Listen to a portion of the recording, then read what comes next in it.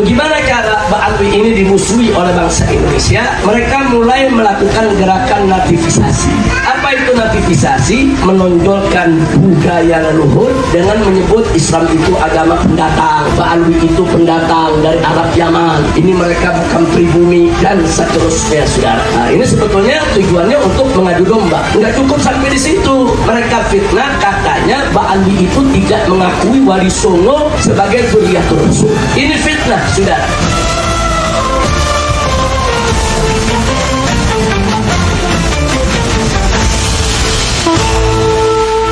Assalamualaikum warahmatullahi wabarakatuh.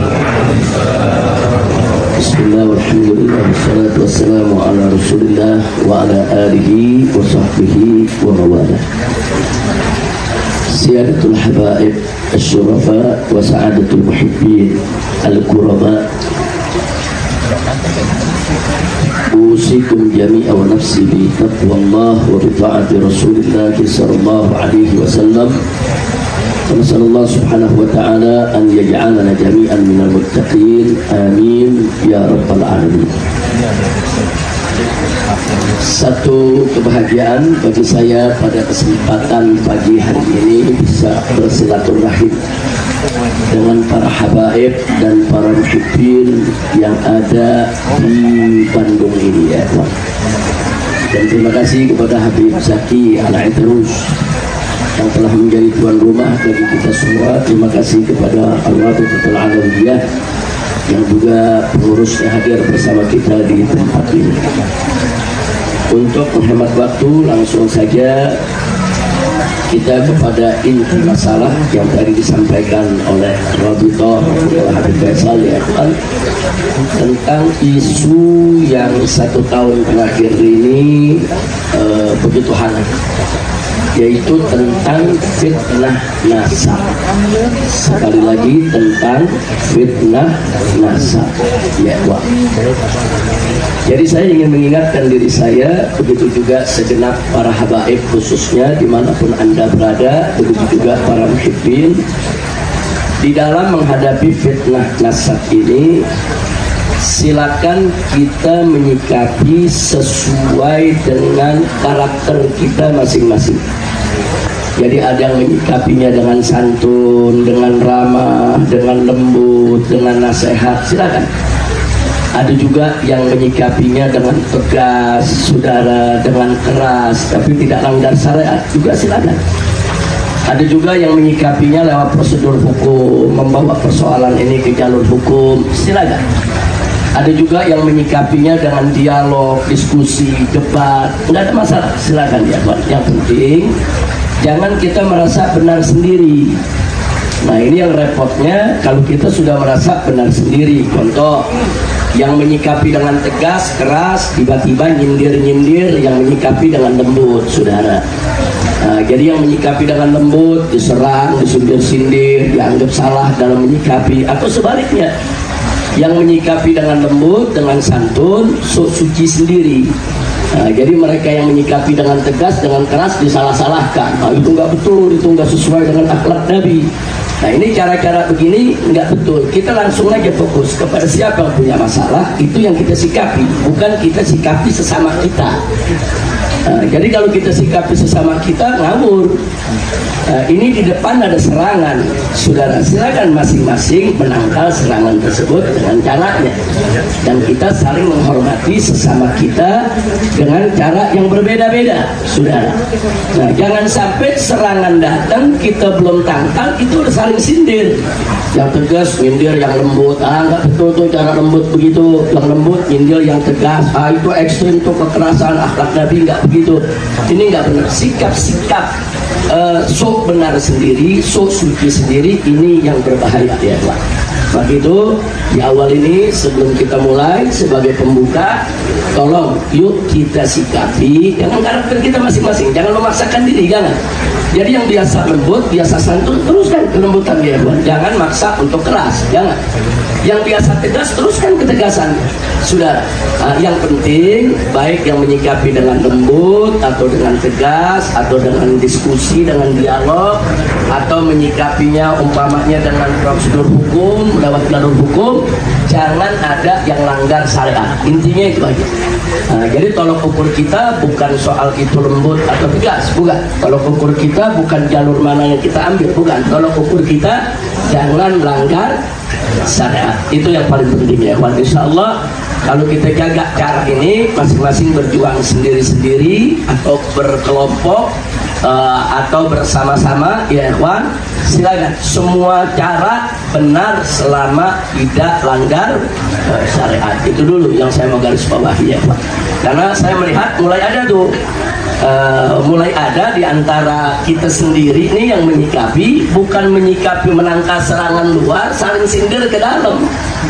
Apa sih yang dicari? Saya sini nggak paham apa sebetulnya yang dicari oleh orang-orang seperti ini. Nah ini juga mesti kita nasihati ke dalam diri kita ya ikhwan. Nah, tolong yuk sama-sama kita tangkal ini serangan, kita tangkal ini fitnah dengan cara-cara yang tidak melanggar syariat.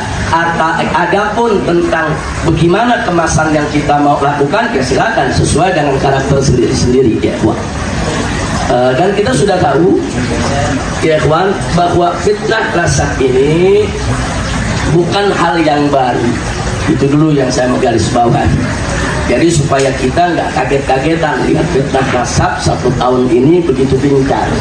Saya mau tandaskan terlebih dahulu bahwa fitnah nasab Ahlul Bait Nabi ini bukan baru terjadi kali ini. Ayo kita buka sejarah. Pertama, dari mulai zaman Nabi alaihi salatu wassalam. Kita tahu bahwa Nabi alaihi salatu wassalam memiliki beberapa putra anak lelaki, tapi meninggal dunia di masa kecil. Sehingga apa yang terjadi? Orang-orang kafir Quraisy ketika itu menghina Nabi ya, soal nasab. Apa mereka bilang kepada Nabi? Muhammad Abtar. Muhammad Abtar. Jadi orang-orang Arab itu kalau ada seorang laki-laki yang tidak punya anak lelaki, nggak punya keturunan dari lelaki, itu disebut abtar. Secara bahasa abtar itu artinya terputus. Tapi kata abtar ini digunakan oleh orang-orang Arab ketika itu untuk menyindir, untuk menghina orang-orang yang nggak punya keturunan. Kau abtar. Karena dulu salah satu tradisi jahiliyah yang tidak bagus, ya tafakharuna bil ansab. Mereka tuh selalu membangga-banggakan soal nasab. Kalau mereka punya anak banyak, keturunan banyak, anak laki banyak, itu bangga. Jadi kalau ada yang nggak punya keturunan tuh mereka kucilkan, mereka lecehkan. Nah akhirnya mereka menghina Nabi kita Sayyiduna Muhammad SAW dengan sebutan Abtar, Muhammad Abtar, Muhammad Abtar. Artinya mengapa ngikuti Muhammad itu? Muhammad itu kan terputus keturunannya, dia nggak mulia. Mana dia punya nasab yang bagus, keturunannya nggak ada. Nah, saudara, tentu secara basyariah kemanusiaan, saudara, ada rasa sedih di diri Nabi alaihi salatu wassalam. Walaupun sebetulnya nasab itu bukan soal yang utama dalam kehidupan, tapi sebagai seorang manusia, saudara, Nabi tentu ingin juga punya keturunan, saudara. Nah, dari kejadian ini akhirnya Allah Subhanahu wa ta'ala yang menghibur Nabi, dan Allah yang menjamin nabinya, saudara, sampai Allah turunkan surat Al-Kautsar. Inna a'tayna kal-kautsar. Jangan lupa tuh.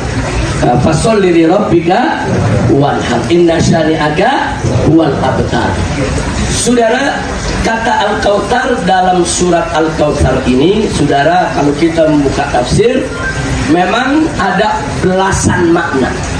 Ada yang menafsirkan Al-Kautsar yang dimaksud adalah telaga di surga, ada yang mengartikan Al-Kautsar itu nikmat yang banyak, ada yang mengartikan macam-macam artinya. Tapi tidak ada satupun ahli tafsir yang menafi atau menolak bahwa surat ini turun berkenaan dengan Nabi saat dihina sebagai abtar, saudara.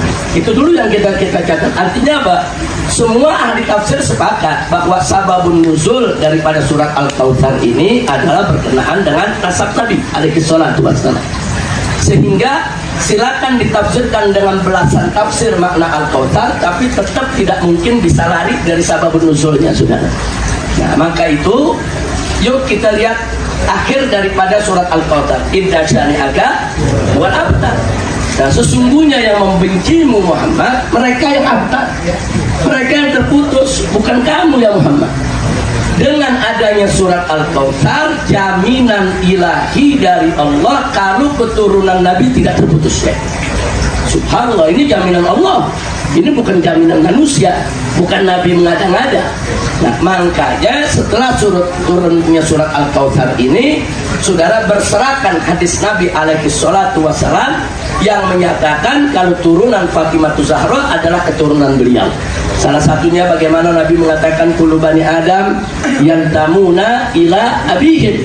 Jadi setiap keturunan Adam itu saudara nasabnya ngikut kepada ayah mereka, illa walada Fatimah, kecuali dua anak Fatimah. Kata Nabi apa? Fa'ana abuhuma, aku adalah ayah mereka. Jadi Ahlus Sunnah wal Jamaah saudara sudah sepakat, bahkan ijma, sudah ijma bahwa turunan Fatimah Zahra radhiyallahu anha, saudara, yang dilanjutkan dengan keturunan Sayyidina Hasan dan Sayyidina Husain radhiyallahu anhuma, adalah keturunan dari Nabi kita Sayyiduna Muhammad sallallahu alaihi wasallam. Enggak ada yang menentang itu ya, Pak. Kalau ada yang coba-coba menentang itu, dia bukan Ahlus Sunnah wal Jamaah. Apalagi ini sudah merupakan ijma ulama. Nah, jadi sekali lagi ini kan juga persoalan nasab. Jadi persoalan nasab sudah muncul dari zaman Nabi. Nabi dihina langsung, saudara. Nah, jadi ini dulu satu yang saya mau sampaikan. Nah, kemudian di babak berikutnya, saudara, setelah ada jaminan dari Allah, jaminan dari Nabi bahwa keturunan Sayyidatina Fatimah Zahra adalah keturunan Nabi, adalah zuriyah Nabi, adalah fitrah, saudara, dari Nabi alaihi salatu wassalam. Nah, mulailah para pembenci Ahlul Bait itu, saudara, menyebarkan isu lain dalam sejarah. Apa mereka bilang? Oh iya, turunan Nabi itu memang ada dari Fatimah Zahra, dari Hasan dan Husain, tapi kata mereka turunan itu udah habis di padang Karbala, sudah dibantai semuanya. Sayyidina Husain, anak-anaknya, anak-anak Sayyidina Hasan udah habis semua dibantai. Nah, ini mereka sebarluaskan seolah-olah setelah peristiwa Karbala nggak ada lagi tuh zuriyah Nabi, sudah. Jadi fitnah ini juga terjadi. Silakan buka kitab, sudah. Sampai hari ini kaum Nawasib menggambar-gemborkan itu, nggak ada turunan Nabi. Turunan Nabi itu udah habis, saudara. Akan tetapi serangan ini, saudara, rapuh. Kenapa rapuh? Karena semua kitab sejarah memuat. Kitab-kitab sejarah yang berjilid-jilid seperti kitab sejarah umpamanya Al-Bidayah wan Nihayah Ibn Katsir atau Al-Kamil Ibn Athir, saudara, atau kitab-kitab wafayat yang lainnya, saudara, dan seterusnya, semua memuat bagaimana peristiwa Karbala itu terjadi dan siapa saja dari keturunan Nabi yang selamat dari padang Karbala. Contoh, putra Sayyidina Husain, ya, di sana banyak yang terbunuh di padang Karbala, tapi ada satu yang selamat, yaitu Sayyidina Ali Zainul Abidin As-Sajjad radhiyallahu anhu. Dan Ali Zainul Abidin ini terkenal dalam buku sejarah. Buka buku sejarah mana aja namanya ada, saudara. Jadi artinya serangan tadi rapuh. Siapa bilang keturunan Nabi semua habis di padang Karbala? Ternyata Imam Ali Zainul Abidin ada, bahkan jadi imam besar, saudara, jadi imam yang sangat dikenal. Bahkan kita lihat bagaimana sekelas Imam Abu Hanifah dan lain sebagainya belajar kepada Imam Ali Zainul Abidin. Dan sejarah juga tahu Imam Ali Zainul Abidin punya anak, saudara, itu Imam Muhammad Al-Baqir. Muhammad Al-Baqir punya anak Imam Ja'far Shadiq, dan seterusnya dan seterusnya. Artinya mereka nggak bisa bantah. Serangan mereka tuh serang, kalau bagi kita ini serangan lucu-lucuan, ya, buat di sejarah ada, saudara, kadia Islam jelas seperti cahaya matahari yang menerangi, tidak ada yang membantah atau ada ingin menghapus sejarah dengan mengatakan keturunan Nabi sudah terbantai semua. Begitu juga keturunan Sayyidina Hasan, enggak semua gugur, ya, ada 4 putra Sayyidina Hasan gugur di padang Karbala, tapi di sana masih banyak putra Sayyidina Hasan yang selamat dari padang Karbala. Dan Al-Imam Malik radhiyallahu anhu, saudara, dulu ikut mendukung perjuangan Muhammad An-Nafsus Zakiyah. Muhammad An-Nafsus Zakiyah cucu Sayyidina Hasan, ya, Pak. Semua a'imah mengakui. Nah, begitu tadi saya katakan, lagi-lagi ini serangan nasab. Lagi-lagi ini merupakan serangan nasab. Tapi gugur serangan mereka, saudara. Nah kemudian di generasi yang berikutnya lagi saudara, mereka nggak bisa membantah zuriyah Nabi dari Fatimah Zahra. Mereka nggak bisa membantah bahwa keturunan Al Hasan wal Husain tetap ada setelah peristiwa Padang Karbala, saudara. Nah sekarang mereka cari lagi siapa yang bisa digugurkan. Oh, Muhammadul Bagir namanya ma'ruf, Ja'far Shadiq namanya ma'ruf, saudara. Al-Imam Musa Al-Kadhim namanya ma'ruf. Ketemu ada Imam Ali Uraidi. Siapa nih Imam Ali Uraidi? Mereka serang. Mereka bilang ini Imam Ali Uraidi ini bukan anaknya Ja'far Shadiq. Ini orang yang ngaku-ngaku keturunan Ja'far Shadiq. Nah, kenapa mereka serang Imam Ali Uraidi? Karena Imam Ali Uraidi itu keturunannya itu menyebar di Hadramut sampai ke Indonesia ya. Jadi bagaimana saudara untuk membatalkan nasab daripada habaib yang ada di Hadramut? Kalau yang di Hadramut batal, di Indonesia batal semua. Sudah caranya tolak itu Imam Ali Uraidi. Nah di tahun 2006 saya pernah membuat kajian. Nah, Anda bisa buka di YouTube dengan judul Eksistensi Habaib. Silakan buka, ada 2 jam lebih saya paparkan di sana untuk melakukan pembelaan terhadap Imam Ali Uraidi ya. Nah ternyata saudara begitu kita kaji, Imam Ali Uraidi ini namanya ada dalam kutub Rijalil Hadis. Nggak bisa mereka tolak. Namanya tercantum dalam kitab-kitab sejarah, namanya tercantum dalam kitab-kitab rijal hadis, saudara, sebagai salah satu perawi hadis. Nah sehingga mereka nggak bisa hapus itu dari sejarah ya. Mereka boleh saja mengeluarkan fitnah Imam Ali Uraidi itu bukan anak Ja'far Shadiq, bukan adik Musa Al-Kadhim. Terus mereka sebarkan fitnah sampai hari ini, saudara. Saya nggak mau bicara panjang lebar bagaimana pembelaannya. Silakan buka YouTube, tulis saja Eksistensi Habaib atau terus Habib Rizik Eksistensi Habaib. Itu rekaman tahun 2006. Kita paparkan semua kitab-kitab yang mencantumkan nama Al-Imam Ali Al-Uraidi, saudara. Nah singkat cerita mereka gagal, nggak bisa mereka serang Imam Ali Uraidi. Nah sekarang bagaimana mereka mau serang? Turun lagi, mereka serang Imam Ahmad bin Isa Al-Muhadi. Jadi Imam Ahmad mereka serang. Mereka bilang nggak ada tuh yang namanya turunan Nabi dari Basrah hijrah ke Hadramut. Ada urusan apa dia hijrah ke Hadramut? Ngaku-ngaku namanya Ahmad bin Isa. Mereka serang, saudara. Tapi lagi-lagi saudara, serangan ini jadi mentah, rapuh. Kenapa? Karena sosok Imam Ahmad Al-Muhajir ada dalam kitab-kitab sejarah. Bahkan dalam kitab Tarikh Baghdad disebutkan namanya, saudara. Nah, jadi lagi-lagi serangan itu rapuh. Ini kan namanya fitnah nasab juga. Jadi fitnah nasab bukan baru sekarang. Nah belakangan karena gagal menyerang Al-Imam Ahmad bin Isa Al-Muhajir radhiyallahu anhu, mulailah serangan diarahkan kepada Al-Imam Ubaidillah, saudara. Dengan alasan karena Al-Imam Ubaidillah tidak ada di dalam kitab Syajaratul Mubarakah Imam Razi. Saya tidak ingin menanggapi jauh-jauh tentang kitab Syajarah Mubarakah karena nisbahnya ke Imam Razi sendiri dipertanyakan. Nah, jadi kalau satu kitab yang masih dipertanyakan, kenapa kita mesti perdebatkan? Jadi di dalam catatan para ulama tentang kitab-kitab karangan Imam Razi nggak ada yang judulnya Syajarah Mubarakah, saudara. Jadi ini pengarangnya siapa? Nah artinya ini dipertanyakan. Nah sesuatu kitab yang masih dipertanyakan nggak jelas pengarangnya siapa, sebetulnya nggak perlu kita perdebatkan lagi, saudara. Nggak usah repot-repot kita perdebatkan. Tapi kalau kita mau memakai iftirat, andai kata anggaplah itu benar daripada Imam Ar-Razi, ternyata masih bisa kok dijawab, saudara. Sesuatu nama yang tidak disebut, saudara, di dalam kitab, yaitu seorang ahli nasab, belum tentu nama itu tidak ada. Bisa jadi dia luput dari ahli nasab yang ini, tapi nama itu ada di ahli nasab yang lain. Karena ahli nasab ini kan bukan satu. Jadi jangan juga Syajarah Mubarakah yang dinisbahkan kepada Imam Razi dianggap seperti kitab suci. Pokoknya isinya udah benar semua, isinya udah nggak ada salahnya. Belum tentu, saudara. Bisa jadi isinya akan terkoreksi dengan kitab-kitab nasab yang lainnya. Itu kalau kita ingin bicara kitab nasab. Nah jadi sekali lagi ya kawan, apa-apa yang terjadi saat ini nasab terhadap Imam Ubaidillah ya harus kita sikapi. Nggak boleh kita diam. Kalau kelompok ini hanya mencaci maki, menghina, saya sarankan lebih baik kita diam, nggak usah kita jawab. Tapi kalau kelompok ini sudah mulai ngutak-ngatik pura-pura ilmiah, berargumentasi pakai dalil, pakai kitab, wajib kita hadapi dengan kitab juga ya. Nah, maka itu saya dorong, saya punya menantu Habib Muhammad Hanif bin Abdurrahman Attas, saudara, untuk hadapi mereka debat.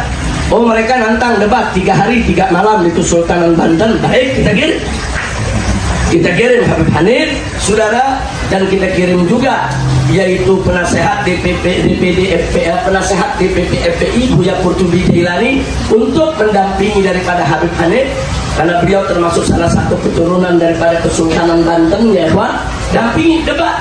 Nah, ternyata yang koar-koar nantang debat nggak datang. Itu fakta, saudara, nggak datang. Jadi kalau mereka mau nantang debat, kita kirim orang yang bisa berdebat.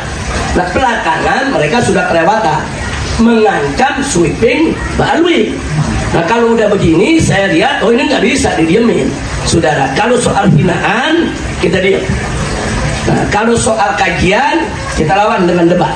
Tapi kalau sudah ngancam mau sweeping Mbak Alwi, ini sudah ancaman fisik.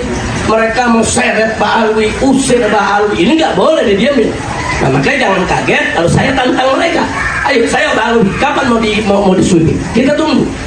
Nah, jadi yang begini bukan kita sok jago, bukan, karena ini udah ancaman berkelahi, saudara. Ini udah ancaman perang.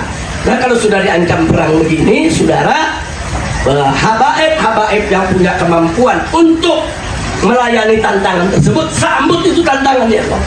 Jangan kita tunjukkan sikap kita yang ragu, apalagi takut. Na'udzubillah min dzalik. Tapi tetap kita harus hormati habaib-habaib kita yang tetap melayani mereka dengan ramah, dengan santun, saudara, dengan diskusi. Tetap kita harus saling melengkapi dan saling menyempurnakan.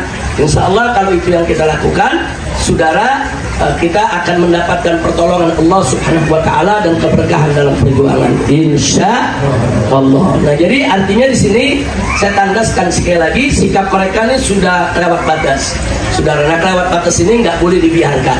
Dan alhamdulillah ada beberapa habaib datang ke Mabes Polri sudah membuat laporan, walaupun Mabes Polri masih menolak laporan tersebut sampai hari ini, saudara. Dan saya protes keras di mimbar-mimbar, ada apa Kapolri nggak mau terima itu laporan? Apa orang-orang ini dipelihara oleh Mabes Polri? Apa orang-orang ini dibayar oleh Mabes Polri? Atau dibayar oleh BIN? Atau dibayar oleh mesin? Atau sengaja dipelihara untuk mengalihkan perhatian dari persoalan-persoalan besar bangsa?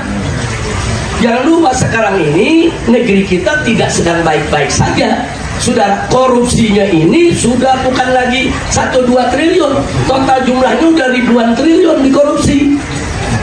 Ini korupsi, selesai korupsi ini ada korupsi itu, selesai korupsi itu ada korupsi ini lagi, selesai korupsi ini ada ini. Ini ribuan triliun dikorupsi. Ini koruptor-koruptor, saudara, ingin menyelamatkan diri. Enggak sampai di situ, berbagai macam kejadian pelanggaran HAM terjadi di kita punya negeri. Belum lagi yang cawe-cawe politik seenaknya, nabrak undang-undang, nabrak konstitusi. Ini perlu pengalihan supaya masyarakat tidak menyoroti ini, supaya masyarakat nggak nguber para koruptor, supaya masyarakat tidak menyerang para oligarki. Perlu ada pengalihan. Apa pengalihannya? Serang nasab. Serang nasab ramai 1 tahun nggak habis-habis sampai hari ini, saudara. Nah, sekarang kita jujur aja, kenapa jadi harus nasab yang diserang? Kenapa kau nggak serang para koruptor? Kenapa kau nggak serang itu kebangkitan PKI? Kenapa nggak serang itu pelanggaran-pelanggaran HAM yang terjadi di kita punya negeri? Ada peristiwa Kanjuruhan, ada peristiwa KM50, ada peristiwa Afif Maulana, ada peristiwa Vina, ada peristiwa Sambo. Ini pelanggaran HAM berat semua, saudara. Belum lagi ada cawe-cawe politik, saudara. Jadi kalau pertanyaannya, emang nggak boleh seorang presiden menjadikan anaknya sebagai gubernur, atau anaknya sebagai menteri, atau anaknya mau diangkat, didorong supaya jadi wakil presiden? Jawabnya, dalam sistem demokrasi boleh saja, silakan saja, tapi dengan syarat jangan ngutak-ngatik aturan. Nah, ini yang jadi persoalan kan, aturan ngutak-ngatik. Oh, pengen dorong anak jadi wakil presiden, tapi umurnya belum cukup, undang-undang melarang, undang-undangnya dirubah ya. Ini namanya cawe-cawe politik. Nah, kemudian mau dorong lagi dia punya anak yang lainnya untuk jadi gubernur, ternyata usianya belum cukup juga, saudara. Dorong lagi, ubah lagi aturan. Ini yang nggak boleh. Kenapa bukan ini yang kita soroti? Kenapa urusan nasab? Urusan nasab, ente percaya nggak ada masalah ya. Oh, ada orang nggak percaya bahwa Pak Alwi ini nasab turunan Nabi, nggak apa-apa, itu hak dia kok, sudah. Terus sebagian lagi ada yang percaya, yakin, itu juga hak dia, sudah. Jadi nggak usah pakai saling menyerang. Silakan aja yang percaya lanjutkan, yang nggak percaya stop. Karena Pak Alwi juga tidak diajarkan, saudara, untuk ngemis pengakuan. Nah, jadi mau percaya silakan, nggak percaya juga silakan, saudara. Karena dalam ilmu fikih soal nasab sudah jelas bahwa itsbatun nasab itu ada syuhro atau istifadah. Selesai. Nggak ada tuh itsbatun nasab dengan DNA, nggak ada. Bahkan DNA itu ditolak oleh para fuqaha. Di zaman sekarang ini semua fuqaha dari semua mazhab menolak DNA itu untuk alat itsbatun nasab. Itsbatun nasab itu, saudara, ada dengan jalan syuhro atau dengan jalan istifadah. Nah, sekarang sudah jadi ijma ulama ahlus sunnah wal jamaah lewat jalan syuhro dan istifadah bahwa Pak Alwi adalah keturunan Nabi. Selesai. Anda ahlus sunnah, ikuti kaidah ini. Kalau Anda tidak mau ikut kaidah ini, Anda bukan ahlus sunnah. Tapi nggak ada yang paksa Anda untuk percaya atau meyakini. Nah, saya rasa jelas tuh ya, Wak. Jadi artinya di sini Pak Alwi juga tidak usah panik, nggak usah maksa-maksa orang ngakuin kita. Terserah mereka mau ngakuin silakan, mereka nggak mau ngakuin silakan, mereka mau benci juga silakan, saudara. Dari dulu kita udah banyak kok yang benci. Nawasib itu kan kaum pembenci Ahlul Bait. Dari dulu bukan lagi dibenci, kakeknya Pak Alwi pada dibunuh, saudara. Sayyidina Husain dipenggal, kita bisa lihat, saudara. Kemudian belum lagi ada Imam Zaid dan Ali Zainal Abidin juga dibunuh, saudara. Sampai-sampai Imam Ali Zainal Abidin pernah mengatakan al-qatlu lana adah wal karamatu indallahi syahadah. Apa beliau katakan? Al-qatlu lana adah, bagi kami Ahlul Bait dibunuh itu biasa. Dibunuh biasa. Wal karamatu indallahi syahadah, dan mati syahid itu adalah kemuliaan di sisi Allah. Nah, kalau Pak Alwi datuk-datuknya dulu udah siap kok dibunuh, dan memang sering dibunuh di mana tempat, saudara. Kenapa jadi kaget kalau sekarang kita dibenci, dimusuhi, difitnah? Jadi nggak usah kaget, kita hadapi saja serangan ini, saudara, dengan jiwa besar, dengan keberanian, dengan tenang, tidak usah panik, dengan catatan masing-masing berjuang dengan karakternya sendiri. Nah, jadi jangan kambing dipaksa, saudara, untuk berkokok, dan jangan ayam dipaksa untuk mengembik. Jangan. Ayam biarkan dia berkokok, kambing biarkan dia mengembik, saudara. Biarkan masing-masing berjuang sesuai kemampuannya. La yukallifullahu nafsan illa wus'aha. Nah, baiklah, selanjutnya, saudara, ada fitnah. Masih soal fitnah nasab. Bagaimana cara Pak Alwi ini dimusuhi oleh bangsa Indonesia? Mereka mulai melakukan gerakan nativisasi. Apa itu nativisasi? Menonjolkan budaya leluhur, saudara, dengan menyebut Islam itu agama pendatang, Pak Alwi itu pendatang dari Arab Yaman, ini mereka bukan pribumi, dan seterusnya, saudara. Nah, ini sebetulnya tujuannya untuk mengadu domba. Nggak cukup sampai di situ, saudara. Mereka fitnah, katanya Pak Alwi itu tidak mengakui Wali Songo sebagai dzurriyyatur Rasul. Ini fitnah, saudara. Tidak ada satupun, saudara, Pak Alwi yang punya magam, saudara, yang tidak mengakui nasab Wali Songo. Bahkan Ar-Rabitatul Alawiyah, saudara, pernah mengeluarkan surat resmi dari pusat, saudara, bahwa Wali Songo diakui berdasarkan apa? Berdasarkan kesaksian para ahli nasab dari kalangan Pak Alwi, saudara. Nah, adapun keturunan Wali Songo, ya, Robito nggak punya catatan, saudara. Ya, kalau nggak punya catatan nggak bisa dong Robito dipaksa untuk mengakui nasab setiap orang yang ngaku dari Wali Songo. Nggak bisa. Makanya kemarin saya hadir di Kesultanan Banten, saya minta kepada Kesultanan Banten lewat para Tubagus dan para ratunya yang merupakan keturunan Kesultanan Banten untuk menjaga nasab mereka. Sebab ada juga orang yang bukan Tubagus ngaku Tubagus, ada orang yang bukan keturunan Wali Songo ngaku Wali Songo, keturunan Wali Songo, ada orang yang bukan Asmatkan ngaku Asmatkan. Bukan itu saja, hatta di kalangan kita Ba'alwi, saudara, ada orang bukan bin Sahab, ngaku bin Sahab. Waktu kemarin mau mencalonkan diri lagi jadi gubernur Jawa Barat, datang ke Habib Zaki. Habib Zaki yang penanya, Habib Rizik kenal gak sama orang ini? Saya dikirim fotonya, saya bilang itu namanya Hendra, ganti nama jadi Haidar. Udah gitu di KTP-nya pakai bin Sahab lagi. Nggak tahu nih dari mana, dari Habib Faisal yang jadi namanya dirubah di KTP, Muhammad Haidar Sahab. Mau mencalonkan diri jadi gubernur Jawa Barat, dan sekarang mau mencalonkan diri jadi bupati, entah di mana, di Bogor atau di Sukabumi ya. Saya jawab ke Habib Zaki, Beb, itu namanya Hendra. Itu bukan habaib, aku bin Sahab. Jadi nggak usah kaget, sekarang ini banyak orang ngebet dengan jadi Habib. Ada yang ngaku Al-Atas, yang ngaku Al-Habsi, yang ngaku As-Sedap, yang ngaku Asmatkan, yang ngaku Tubagus. Mereka bukan Tubagus. Banyak kejadian sekarang. Nah sekarang kita benahi masing-masing. Makanya kemarin waktu di Kesultanan Banten saya sampaikan, selama ini hubungan Rabithah Alawiyah dengan Kesultanan Banten bagus ya. Nggak ada ribut apa.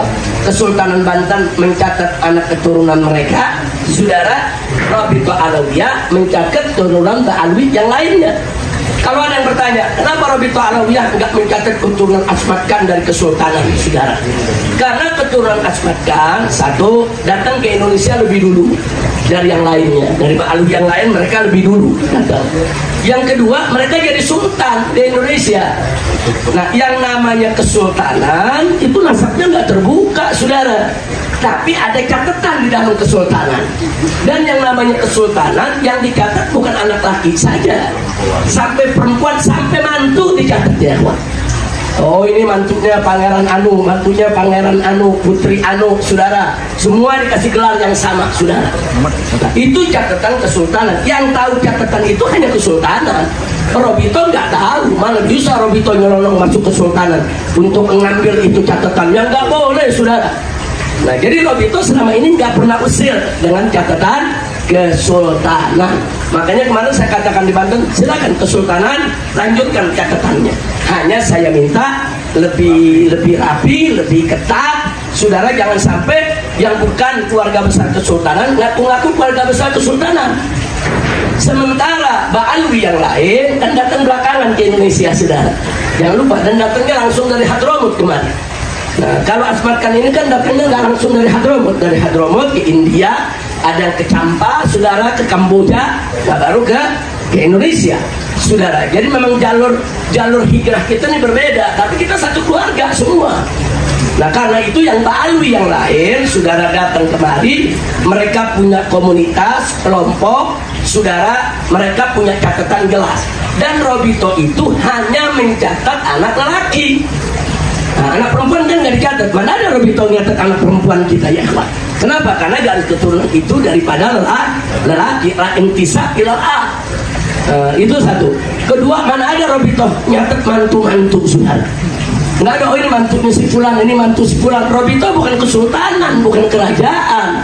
Rabithah hanya mencatat nasab silsilah Ba'alwi, saudara, dari bapak ke anak ke cucu, hanya garis lelaki. Mantu nggak dimasukin, nama istri nggak dimasukin, nama anak perempuan tidak dimasukkan. Rabithah nggak punya catatan. Kalau tanya, coba mana daftar nama-nama istri para habaib dulu, nggak punya, saudara. Mana nama-nama putri, mana nama-nama mantu, nggak ada. Kalau kesultanan punya ya. Kesultanan di mana-mana se-Indonesia, saudara. Kesultanan di mana-mana. Itu nama sultannya dicatat, nama-nama istrinya dicatat, nama-nama putrinya semua dicatat, nama cucu perempuan dicatat, nama mantu dicatat. Karena inti kita bicara pemerintahan, penguasa di zamannya, saudara. Nah jadi tolong ini dipahami. Makanya kemarin saya katakan yang Asmatkan, yang catatannya ada di Kesultanan Cirebon, yang ada catatannya di Kesultanan Banten, biar mereka yang jaga ya, Pak. Nah, mereka sudah punya tradisi seperti itu. Anak, istri, cucu, perempuan, anak perempuan dicatat. Nggak usah kita usir. Itu hak mereka ya, Pak. Karena mereka memang keturunan kesultanan. Adapun tradisi Ba'alwi di Rabithah tetap kita pertahankan, bahwa kita hanya mencatat garis keturunan laki ya, Pak. Nah ini yang perlu kita sampaikan. Dan sambutan Kesultanan Banten kemarin luar biasa. Kesultanannya, saudara, umatnya di sana, lautan manusia, mereka menyambut dan mereka sepakat deklarasi itu. Sebetulnya urusan nasab sudah selesai. Ini hanya tinggal urusan begal-begal nasab, saudara, yang dibiayai oleh sekelompok orang jahat untuk ngadu domba kita, mecah belah kita, dan terus untuk menghancurkan daripada karakter habaib se-Indonesia. Nah, ini yang perlu saya sampaikan. Jadi kita nggak usah gusar, nggak usah panik, tenang saja. Tapi tenang bukan berarti diam ya. Tenang, kita tangkal ini serana. Bagaimana cara menangkalnya? Sesuai dengan karakter masing-masing.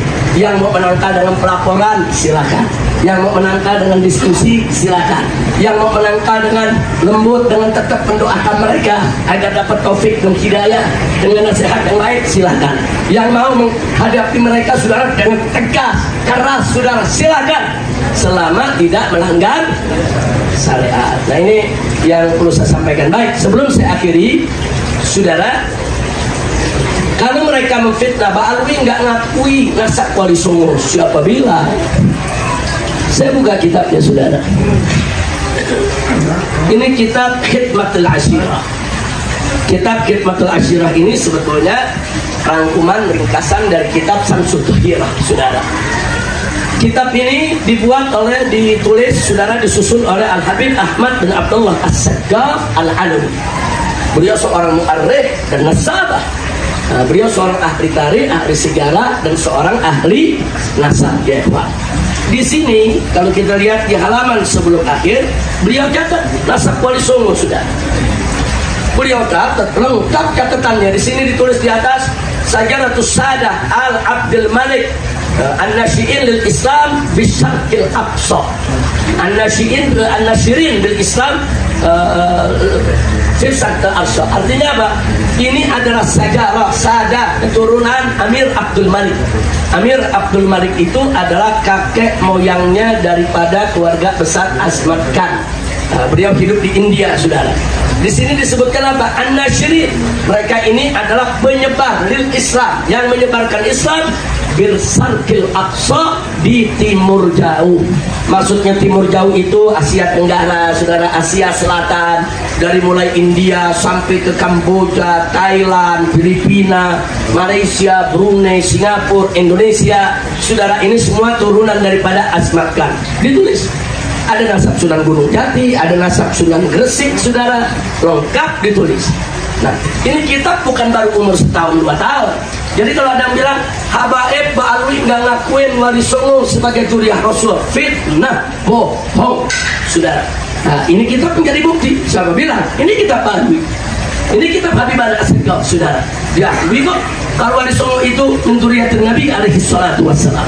Atau kita lihat kitab Samsud Dhahirah, ya saudara.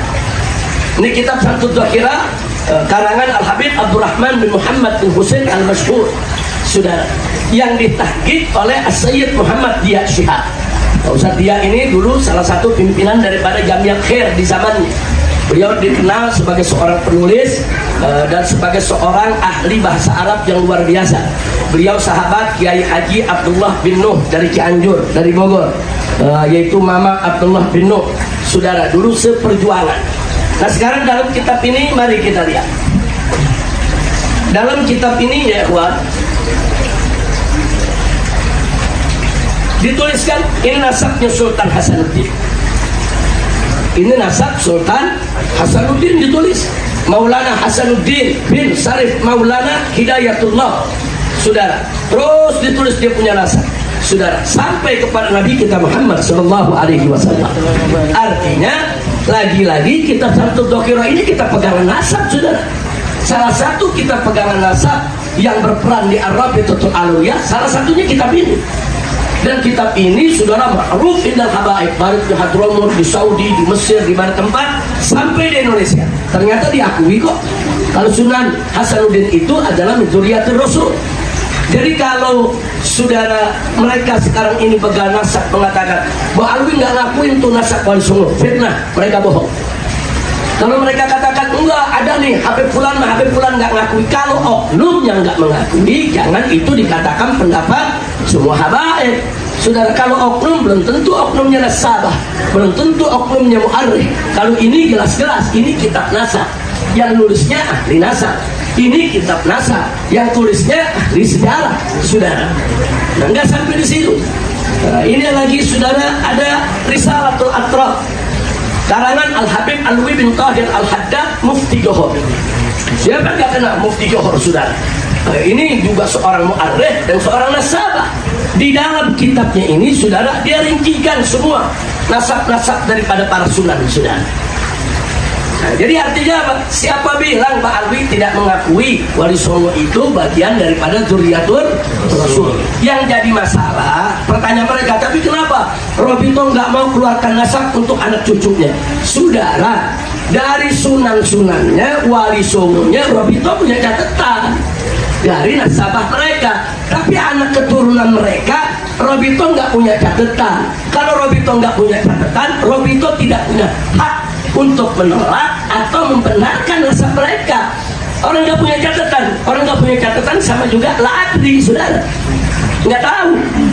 Nah, jadi jangan salahkan Robito kalau Robito tidak ingin mengeluarkan nasab kepada orang-orang yang mengaku sebagai keturunan Wali Songo. Lagi pula dalam Robito, kalaupun mereka mengaku keturunan Wali Songo, yang diakui oleh Robito kan hanya garis lelaki, saudara. Nah, banyak dari mereka yang mengaku dari ibu, saudara, binti ibu, baru ke Wali Songo, saudara. Nah, kalau dari garis perempuan, memang Robito bukan hanya asmatkan, kita ini semua. Yang alai terus, yang al-habsi, yang al-atas, nggak ada garis perempuan dicatat oleh Robito, saudara. Nah, kira-kira jelas ini ya. Nah, ini yang perlu kita sampaikan. Ini 3 kitab ini saja udah cukup bagi kita, saudara. Terus mereka bilang apa, saudara? Bahwa nasab Pak Alwi nggak diakui oleh lembaga nasabah internasional. Sampai-sampai saya sesalkan, ada surat dari salah satu cabang organisasi di Garut, saudara, itu mengeluarkan surat nggak boleh undang habaib karena nasabnya nggak jelas. Harus ada pengakuan internasional dulu. Innalillahi wa inna ilaihi raji'un. Saudara, saya punya satu lembaran menarik. Ini salah satu saudara kita, marganya saudara Belfagi. Marganya Bang Belfagi. Belfagi Pak Alwi bukan? Pak Alwi. Dari Ubaidillah bukan? Dari Ubaidillah. Dia mendapatkan itsbat nasab, saudara, dari seluruh lembaga nasab sedunia. Ini sertifikatnya. Dan ini tanda tangannya semua. Coba kita lihat. Ini nasab nggak tanggung-tanggung, ini semua ada. 1, 2, 3, 4, 5, 6, 7, 8, 9, 10, 11, 12, 13, 14, 15, 16, 17, 18, 19, 20 lembaga nasab. Semuanya internasional. Lembaga nasab dari Irak, dari Libya, dari Maroko, saudara, dari Yaman, dari seluruh dunia.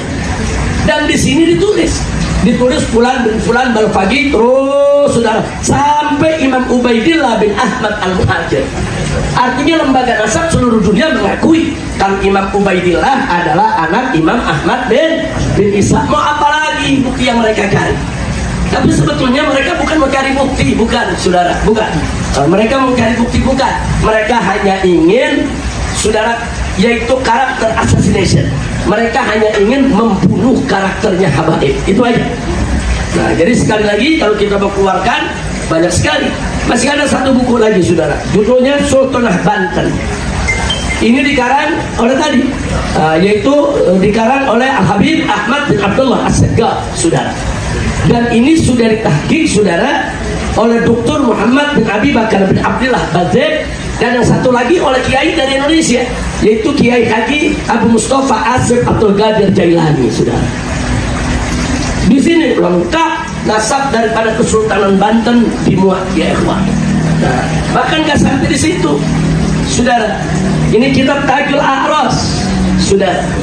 Kitab Tajul A'ras ala Manaqib Habib Al-Qudb Saleh bin Abdullah Al-Attas. Ini karangan As-Sayyidus Syarif Al-Habib Ali bin Husain Al-Attas.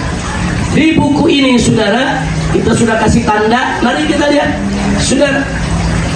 Di sini diceritakan tentang Kudu Musada Ali Asmat Khan minal Hind. Kedatangan keluarga besar para sayyid daripada Asmat Khan dari India ke Indonesia. Diceritakan dan dimasukkan nasab Wali Songo, saudara.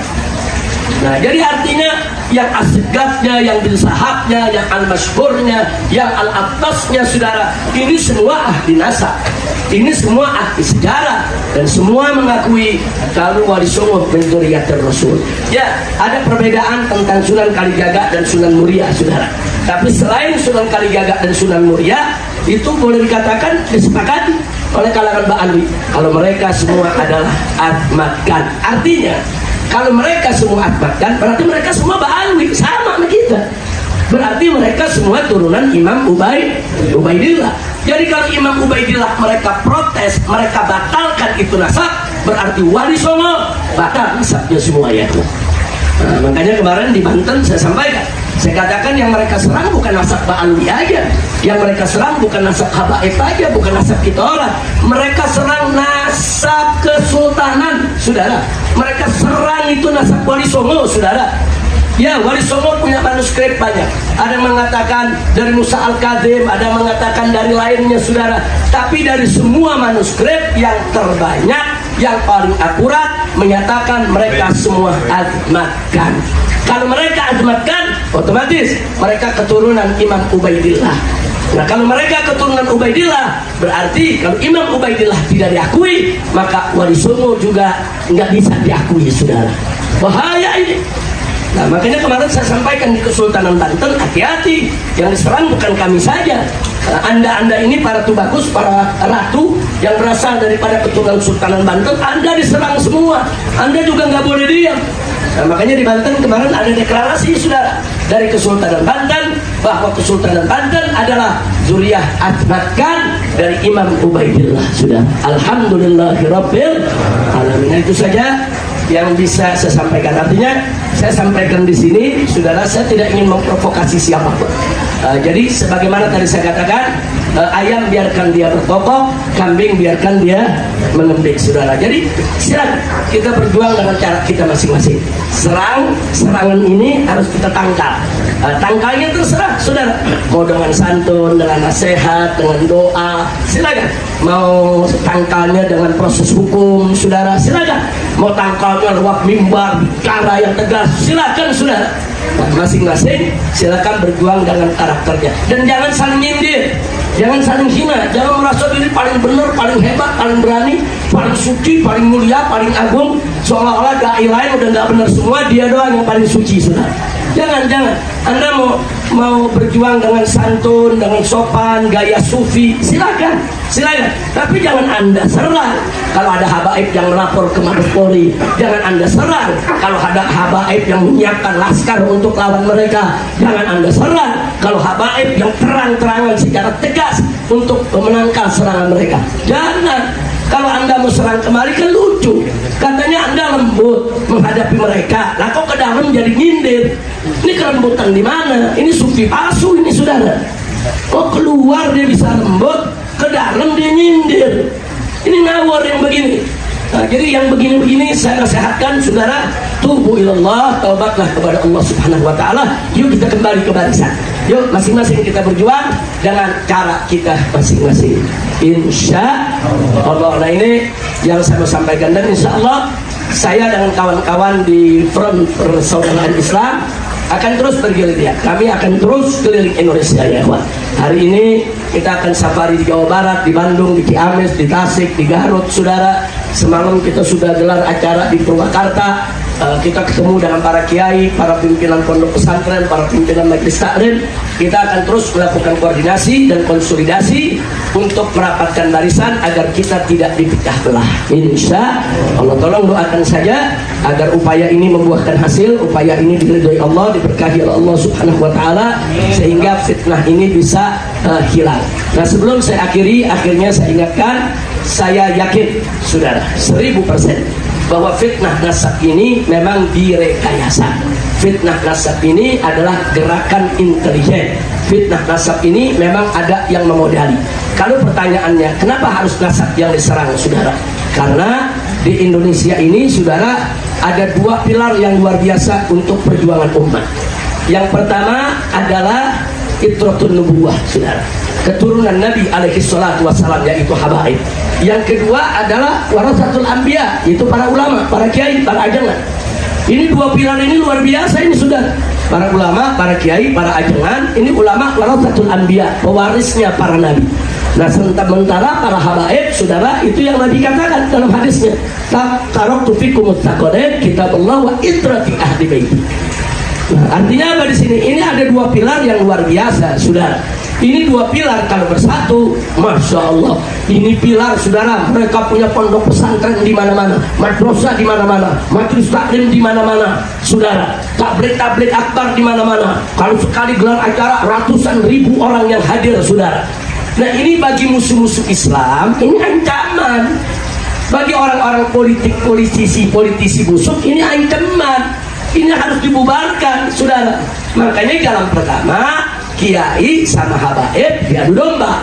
Nah, mulainya dari mana? Dari kiai-kiai yang memang keluarga besar daripada keturunan Wali Songo, diadu dulu dengan habaib. Nasabnya lah difitnah, nasabnya lah diobok-obok, saudara. Tujuannya apa? Supaya kiai, ulama, dan habaib tidak bersatu. Karena kalau bersatu ini menjadi ancaman, saudara. Dan mereka pelajari itu dari aksi 411 dan 212 di Jakarta. Mereka lihat pada saat aksi 411 dan 212 di Jakarta, saudara, itu habaibnya, ulamanya, kiainya, ormas-ormas Islam semua. Dari NU-nya, Muhammadiyahnya, Al-Irsyadnya, Persisnya, saudara, semua bersatu. Datang turun ke Jakarta rame-rame. Di aksi 411 ada 3 juta orang lebih. Di aksi 212 ada 8 juta orang lebih, saudara. Dan ini menakutkan mereka. Dan ternyata, saudara, mereka lihat dengan mata kepala mereka. Begitu umat Islam bersatu di mana-mana, Ahok yang didukung oleh Jokowi, yang didukung oleh para menteri, didukung para jenderal, didukung para konglomerat, yang di atas kertas mestinya menang dalam pilkada Jakarta, ternyata kalah. Dari sini, saudara, studi intelijen menunjukkan bahwa kekuatan umat ini bahaya kalau disatukan oleh kiainya dan para habaib. Ini bahaya. Nah, ini bisa ngobok-ngobok kekuasaan mereka, saudara. Kenapa? Karena mereka ingin berkuasa terus dan mereka ingin terus merampok kekayaan negeri ini. Nah, dianggap keberadaan habaib, ulama yang bisa menggerakkan umat ini menjadi ancaman yang bisa menghalangi keinginan syahwat politik mereka, saudara. Maka itu, kalau mereka ingin berkuasa dengan leluasa, ingin merampok harta rakyat dengan kekuasa, kekuatan umat harus dihancurkan. Bagaimana menghancurkan kekuatan umat? Hancurkan habaibnya sama kiainya. Nah sekarang ini dihancurkan habaib dulu nih. Oh besok kiai, saudara, gilirannya. Lihat aja, akan ada saatnya, saudara. Nah makanya sekarang ini kita lihat, saudara, di berbagai tempat sekarang ini ada kiai-kiai palsu ditampilkan. Kiai-kiai palsu ditampilkan, saudara, untuk apa? Untuk merusak nama kiai, untuk merusak nama pesantren. Dirusak sama mereka dan mereka dilindungi, saudara. Enggak, dan tangkap-tangkap, udah dilaporin, diperiksa juga enggak, saudara. Udah nyata-nyata sesat, menyesatkan, membuat gaduh di tengah masyarakat, dukun dianggap kiai. Ini apa ceritanya, saudara? Oh, kalau begitu saya makin yakin ini operasi intelijen hitam, saudara, untuk menyelamatkan sahabat politik para oligarki busuk. Jadi hadapi ini dengan tenang. Yang para ahli politik ya hadapi dengan jalur politik. Nah, makanya saya kemarin tegur supaya anggota DPR dari kalangan habaib kan banyak, anggota DPD dari kalangan habaib kan banyak. Jangan diam dong, panggil itu Kapolri. Kita nggak bisa panggil Kapolri, saudara, tapi mereka bisa panggil Kapolri. Panggil. Kenapa laporan tentang fitnah nasab tidak Anda tidak lanjuti? Kenapa soal fitnah nasab kok Anda tolak itu laporannya? Panggil. Anda tidak tahu kalau ini buat gaduh di tengah masyarakat, mengganggu ketertiban umum. Nggak boleh habaib di sana diam, saudara. Tapi kalau memang diam mereka untuk mengatur strategi main di belakang, silakan aja. Tetapi jangan sampai mereka tidak berbuat. Ini bahaya. Sebab lapor sudah kita kirim, saudara. Kita kirim pengacara, kita kirim pelapor. Wah, pelapornya dari Pak Alwi, saudara. Kita kirim, sudah kita buat laporan. Kita sudah berdebat di Mabes Polri, tetap mereka tolak. Nah, terus kalau mereka udah tolak, siapa yang bisa manggil Kapolri? Yang bisa manggil Kapolri, Presiden dan DPR. Sampai DPD, saudara. Mereka bisa punya wewenang. Nah, kalau Kapolri dipanggil nggak datang, saudara, mereka bisa copot.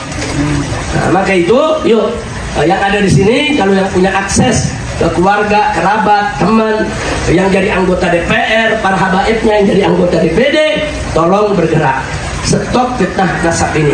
Kami berjuang di atas mimbar, ada yang berjuang di tengah masyarakat, dan mereka juga harus berjuang lewat jalur daripada legislatifnya. Insya